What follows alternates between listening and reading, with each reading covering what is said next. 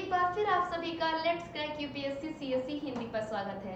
साथियों, आज हम बात करने वाले हैं ऑलिव रिडली कछुए के बारे में। ये वही कछुए हैं जिनकी वजह से फरवरी महीने में गोवा में हर साल मनाया जाने वाला लालटेन महोत्सव इस साल नहीं मनाया गया। असल में साथियों, ये ऐसे कछुए हैं जो हमेशा इनकी मादाएं एक समूह में आकर तट पर अपने अंडों को देती हैं और कई बार महोत्सव की वजह से इनके अंडे टूट जाते हैं। साथियों, ये इस टाइम वर्नेबल कंडीशन में आईयूसीएन में देखे जा रहे हैं। इसी वजह से इनके बचाव को लेकर, इनके सुरक्षा को लेकर गवर्नमेंट की तरफ से नए नए इनिशिएटिव को उठाया जा रहा है। चलिए आज हम बात कर लेते हैं ऑलिव रिडली कछुए के बारे में। संदर्भ सबसे पहले जानेंगे। असल में साथियों, भारतीय रक्षा अनुसंधान डीआरडीओ के द्वारा ओडिशा के भीतर जो वेलर द्वीप है, जिसका कि दूसरा नाम अब्दुल कलाम द्वीप है, वहां पर अब मिसाइल परीक्षण नहीं किए जाएंगे। असल में साथियों, जनवरी से लेकर जून के महीने तक यहाँ पर ऑलिव रिडली कछुए की मादाएं तट पर समुद्र के किनारे ग्रुप में आती हैं और अंडे को देती हैं। और इसी वजह से कई बार परीक्षण की वजह से, जो कि हमेशा से एक ओडिशा के अब्दुल कलाम द्वीप पर किया जाता रहा है, वहाँ पे कई सारे अंडे क्षतिग्रस्त हो जाते हैं। अभी रिसेंटली आईयूसीएन की स्थिति में देखा गया है कि जो ऑलिव रिडली कछुए हैं, ये चिंताग्रस्त कंडीशन में है, वर्नेबल कंडीशन में है। और इसी वजह से अब एक निर्णय लिया गया है कि जो डीआरडीओ के जितने भी परीक्षण हैं, जितने भी मिसाइल परीक्षण हैं, उन्हें जनवरी से जून के महीनों के बीच में नहीं किया जाएगा, क्योंकि इसमें कई सारी मादाएं दब के कुचल के मर जाती हैं, कई सारे अंडे क्षतिग्रस्त हो जाते हैं। साथियों, ये हम बात कर रहे हैं ओडिशा के व्हीलर द्वीप की। बिल्कुल वैसे ही गोवा में मनाया जाने वाला लालटेन महोत्सव भी इसी वजह से इस साल नहीं मनाया गया, क्योंकि हमेशा से गोवा के तट पर भी ऑलिव रिडली कछुए की मादाएं एक समूह में आके कई सारे अंडे देती हैं और जिनके अंडे क्षतिग्रस्त हो जाते हैं, और उनको बचाने के लिए अब नए नए इनिशिएटिव उठाए जा रहे हैं। चलेंगे गाइस नेक्स्ट पॉइंट की तरफ। चलिए हम कुछ बात करें, उससे पहले डीआरडीओ के मिशन पर जो हमेशा अब्दुल कलाम द्वीप चर्चा में रहता है, यानी कि जब भी कोई भी डीआरडीओ का मिशन परीक्षण किया जाता है तो हम अब्दुल कलाम द्वीप से अक्सर करते हैं। क्या है ये अब्दुल कलाम द्वीप, इसके बारे में थोड़ी सी बात जान लेते हैं। असल में साथियों, 2015 में व्हीलर द्वीप के नाम से इसे जाना जाता था, परंतु बाद में इसका नाम बदलकर अब्दुल कलाम द्वीप कर दिया गया। साथियों, ये वही द्वीप है जो कि ओडिशा के भद्रक जिले में भुवनेश्वर के करीब है। ये है हमारे भारत का मैप, और भारत में यहाँ आप रेड स्पॉट देख रहे हैं, यहाँ पे पड़ता है हमारा ओडिशा। साथियों, ओडिशा का एक जिला है भद्रक जिला, और भद्रक जिले से लगभग 150 किलोमीटर दूर बंगाल की खाड़ी पड़ती है। और इसी बंगाल की खाड़ी में यहाँ पर हमारा एक आइलैंड है जिसको हम लोग अब्दुल कलाम द्वीप के नाम से जानते हैं। कई बार डीआरडीओ की तरफ से मिसाइल परीक्षण इसी अब्दुल कलाम द्वीप से किए जाते हैं, और यही पे एक ऐसा द्वीप है जहां पर ऑलिव रिडली कछुए की मादाएं समूह में आकर अंडा देने का काम करती हैं। इसलिए निर्णय लिया गया है कि अब डीआरडीओ के मिसाइल परीक्षण को जनवरी से जून के महीने में इस साल नहीं किया जाएगा। साथियों, इस द्वीप को मिसाइल मैन यानी कि डॉक्टर एपीजे अब्दुल कलाम के नाम पर अब्दुल कलाम द्वीप रखा गया, और इन्हें थिएटर ऑफ एक्शन के नाम से भी जाना जाता है। चलिए अब बात कर लेते हैं कुछ प्रमुख बिंदुओं की ऑलिव रिडली कछुए के बारे में। साथियों, ये एक समुद्री कछुआ है जिसका नाम है ऑलिव रिडली। ये अपने प्रजनन के मौसम को ध्यान में रखते हुए इस बात का निर्णय लिया गया है कि जनवरी से मई जून तक किसी भी तरीके के परीक्षण को अब्दुल कलाम द्वीप पर नहीं किया जाएगा। वहीं पे ओडिशा के समुद्र तट पे कई बार समयांतराल पर देश विदेश से बड़ी संख्या में कछुए आकर अंडे देते हैं, और ये बात मैं कर रही हूँ अब्दुल कलाम द्वीप की और गोवा के समुद्री तट की, जहाँ पे हर साल अलग अलग समय अंतराल पर मादाएं ऑलिव रिडली कछुए की आती हैं और समूह में अंडा देने का काम करती हैं। जैसे कि गंजाम जिले की अगर बात करें तो वहाँ पे ऋषिकुल्या समुद्र तट है, और वहाँ पे हर वर्ष 5 लाख से अधिक समुद्री कछुए, ऑलिव रेडली कछुए के अपने घोंसले बनाते हैं, अपने प्रजनन का काम करते हैं। और इसी तरीके से जो हमारा ऋषिकुल्या समुद्री तट उड़ीसा सरकार की तरफ से नवंबर से लेकर मई के महीने तक मछली पकड़ने पर भी प्रतिबंध लगा दिया गया है, क्योंकि साथियों जब हमारे मछुआरे पानी में उतरते हैं तो उस समय कई बार जो उनके फीमेल ऑलिव कछुए होते हैं वो क्षतिग्रस्त हो जाते हैं, कई बार अंडे क्षतिग्रस्त हो जाते हैं। तो इस बात का ध्यान में रखते हुए ऋषिकुल्या समुद्र तट पे भी इस समय प्रतिबंध लगाया गया है।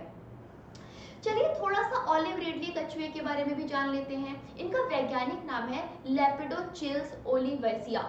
साथियों ये जो लेपिडोचिल्स ओलिवेसिया है ये आपके ऑलिव रेडली कछुए हैं जिनको हम वैज्ञानिक नाम से जानते हैं। इनकी लंबाई की अगर बात करें तो इनका जो सबसे बड़ा कछुआ होता है, यानी कि जो इसका वयस्क कछुआ होता है, उसकी लंबाई 60 से 70 सेंटीमीटर और इसका वजन 70 किलोग्राम तक होता है। यानी कि अगर सामान्य कछुए की बात की जाए तो सामान्य कछुए के कंपेयर में इनका साइज छोटा होता है।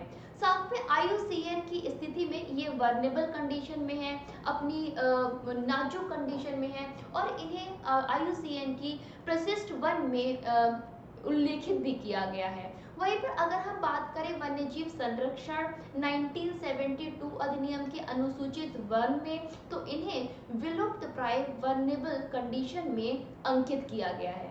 चलिए साथियों अब बात कर लेते हैं ऑलिव रेडली कछुए के प्रजनन के बारे में।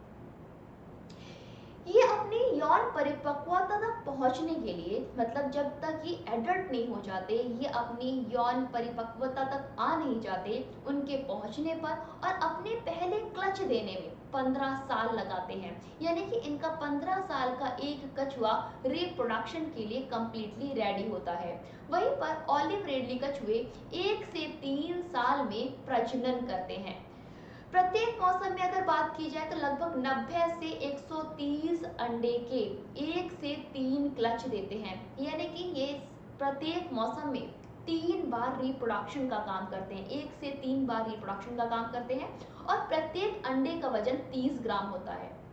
इन्हें विकसित करने में भी लगभग 50 दिन लगते हैं और ये अक्सर इतने ज़्यादा अंडे होने के बाद कई बार क्षतिग्रस्त होने की वजह से ये अपनी नाजुक स्थिति में जा रहे हैं। साथियों उड़ीसा के एक अभयारण्य है जिसका नाम है गहिर माथा समुद्री अभयारण्य। यहाँ पर विश्व में समुद्री कछुए के सबसे बड़े प्रजनन स्थल के रूप में जाना जाता है। तो इस पॉइंट को आप यूपीएससी प्रीलिम के लिए आप लोग ध्यान रख सकते हो कि हमारा सबसे बड़ा कछुए के लिए प्रजनन स्थल कौन सा है, तो वो है गहिर माथा समुद्री अभयारण्य। तो इसे आपको ध्यान रखना है। चलिए गाइस नेक्स्ट स्लाइड की तरफ। अनअकैडमी आपके सभी सवालों के समाधान लेकर आया है। आप लोगों के बहुत सारे सवाल होते हैं, जैसे कि मुझे चीज़ याद कैसे रहेगी, मैं आंसर राइटिंग कैसे शुरू करूं, मेरी प्रोग्रेस कैसे ट्रैक होगी, क्या मैं इस एग्ज़ाम को निकालने के लायक हूँ, एट्सेट्रा एट्सेट्रा। तो हर सवाल का जवाब आपको अनअकैडमी एप्लीकेशन पर मिल जाएगा।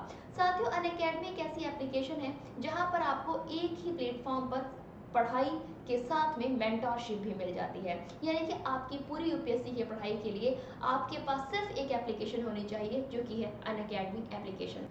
इसी के साथ यूपीएससी आइकॉनिक सब्सक्रिप्शन लेकर आया है। साथियों जितने भी आइकॉनिक सब्सक्रिप्शन वाले स्टूडेंट हैं उनको अनअकैडमी एक 3 नए फीचर्स और कुछ एग्जिस्टिंग फीचर्स दे रहा है। इन नए फीचर जैसे कि क्विक रिवीजन मॉड्यूल की बात कर लीजिए, आंसर इवैल्यूएशन की बात कर लीजिए या फिर इंटरव्यू गाइडेंस की बात कर लीजिए, ये सभी आपको आइकॉनिक सब्सक्रिप्शन पर एक ही प्लेटफॉर्म अनअकैडमी एप्लीकेशन पर मिल जाता है।